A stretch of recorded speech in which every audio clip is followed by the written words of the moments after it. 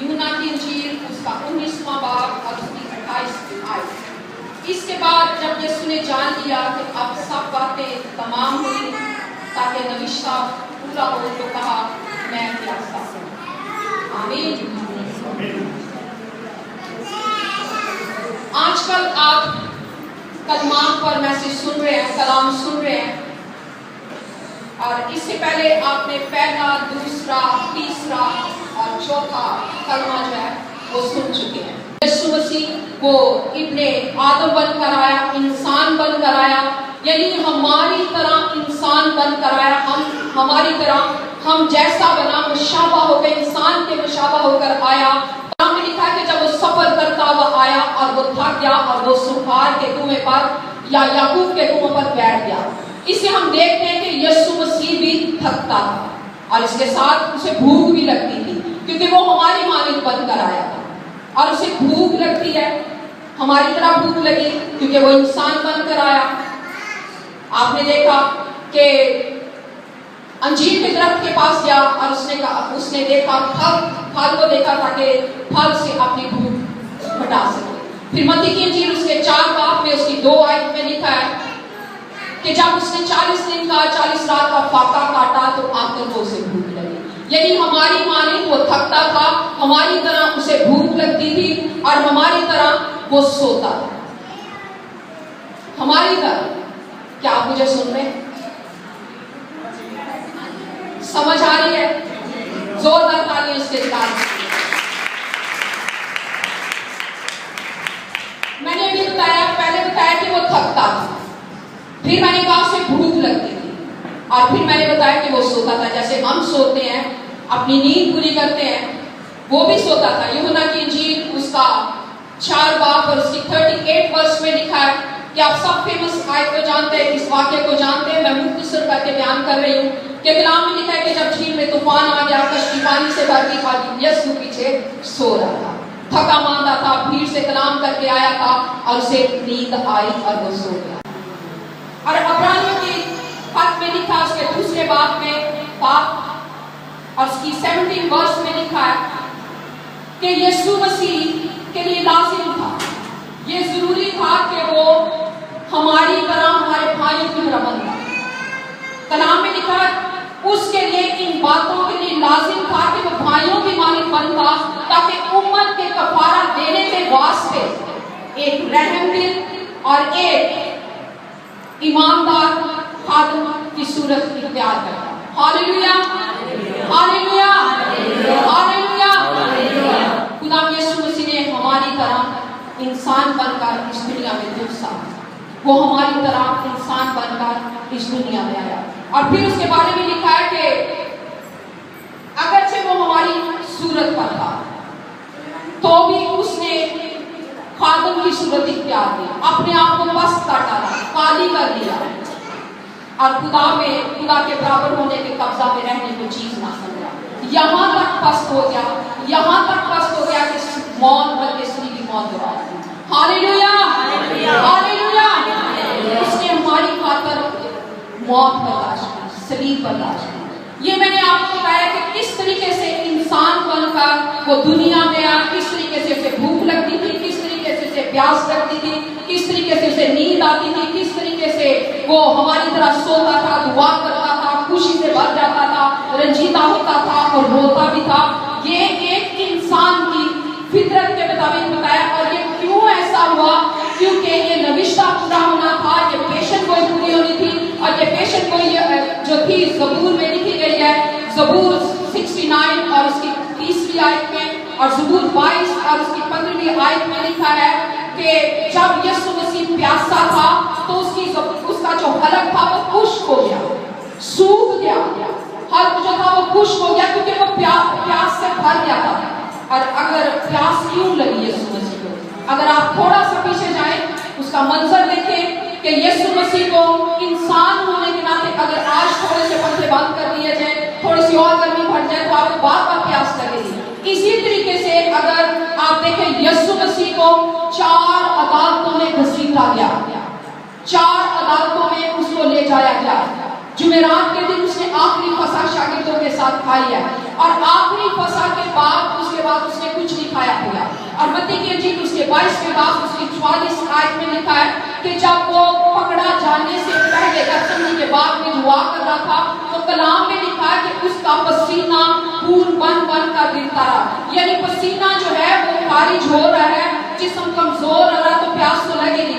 इसलिए कलाम में लिखा है जिसने कहा मैं प्यासा हूँ। अगर आप देखें कि मैंने पहले बताया कि 4 अदालतों में उसे घसीटा गया। पहली अदालत जो थी मजहबी अदालत, सरदार काहिनों की अदालत, फकीरों फरीसियों की अदालत, जिसमें उसको फटों से मजाक उड़ाया गया, उसे कहा गया कि तू मसीह अपने आप को कहलाता। उसके बाद उसको पिलातुस की अदालत में लेकर गया, जहां उसने कहा कि तू कहता है मैं यहूदियों का बादशाह हूं। फिर उसने उसको हेरोदेस की अदालत में भेज दिया। हेरोदेस ने कहा कि मैं तुझमें कोई कसूरवार नहीं देखता, फिर भी उसने उसको फटों से डाला। उसके बाद फिर पिलातुस के पास में, यानी 4 अदालतों में घसीटा जा रहा है। और मैंने पहले बताया आखिरी फसह के बाद उसने कुछ नहीं खाया, तो जिस्म के मुताबिक उसे प्यास लगी, इसलिए उसने कहा कि मैं प्यासा हूं। Hallelujah, hallelujah. और वो प्यास किस किस्म की थी? वो प्यास ऐसी थी कि जैसे मैंने पहले बताया कि जिस्म कमजोर हो चुका है और इतनी देर से वो स्लीप उठाए हुए फिर रहा है, और जिस्म कमजोर हो चुका है, मुश्किल में है, तकलीफ में है, ठट्ठे उड़ाए जा रहे हैं। हालांकि अब मैं आपको ये भी बताना चाहती हूँ, बेशक वो इतने आदम बन के आया, लेकिन कामिल खुदा भी था। Hallelujah, hallelujah. वो कामिल खुदा भी था, वो कामिल खुदा। इसलिए अगर वो चाहता तो वो तो पानियों की नदियां जारी कर देता, वो अगर चाहता, लेकिन क्योंकि वो इंसान बनकर इस दुनिया में आया था, हालांकि वो कामिल इंसान था। कलाम में लिखा है कि उसने कहा अगर कोई प्यासा हो तो मेरे पास आकर पिए, और मैं उसके अंदर, जैसा कि किताब मुकद्दस में आया, जिंदगी की नदियों को जारी कर दूंगा। आमीन, आमीन। वो तो पानियों पर इख्तियार रखता है, वो तो पानियों को थमा देता है, वो तो हवाओं का रुख मोड़ देता है, वो तो कामिल खुदा है। अगर देखा जाए तो कलाम में लिखा है सामरी औरत के साथ उसने गुफ्तगू की, सुपार के कुएं पर बैठा, याकूब के कुएं पर जाकर बैठा हुआ था। उसने सामरी औरत से कहा अगर कोई इस कुएं से पिए तो प्यासा होगा, और अगर कोई उसमें से पिए जो मैं उसे पिलाऊंगा हरगिज़ प्यासा ना होगा, बल्कि जो मुझ पर ईमान लाता है उसके अंदर एक चश्मा बन जाएगा और जिंदगी की नदियां जारी हो जाएंगी। आमीन, आमीन, आमीन। वो तो जिंदगी की नदियों को जारी करने वाला है, वो तो पानियों पर इख्तियार रखने वाला है। लेकिन आज जब वो प्यासा है तो वो हमारे गुनाहों को उठाने के लिए इंसान बनकर आया, ताकि हमारी जो जितनी एज थी, गंदगी थी, अपने ऊपर ले ली। लेकिन यहाँ एक और भी प्यास है। ये प्यास तो मैंने आपको बताई इंसान होने के नाते कि यीशु मसीह को प्यास लगी, क्योंकि वो इंसान बनकर इस दुनिया में आया था, इसलिए उसे भूख लगती थी, प्यास लगती थी, नींद आती थी, दुआ करता था।